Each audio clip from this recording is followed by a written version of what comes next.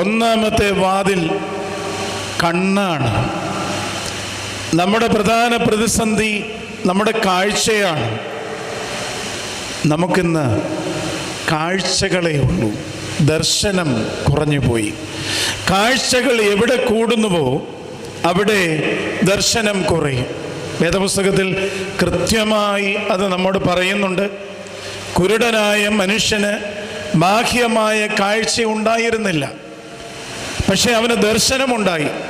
കടന്നു പോകുന്ന യേശു തമ്പുരാനോട്, യേശുവേ ദാവീദ് പുത്ര, പാപിയായ എന്നോട് കരുണ ചെയ്യണമേ എന്ന് നിലവിളിക്കുവാൻ തക്കവണ്ണമുള്ള ഒരു ദർശനവും ഒരു ഉൾക്കാഴ്ചയും അവനുണ്ടായി എന്ന് നാം പറയുമ്പോൾ അതിൻ്റെ ഒരു പ്രധാന കാരണം ഞാൻ വിശ്വസിക്കുന്നു അവൻ്റെ കണ്ണുകൾ അടഞ്ഞിരുന്നത് തന്നെയാണ്.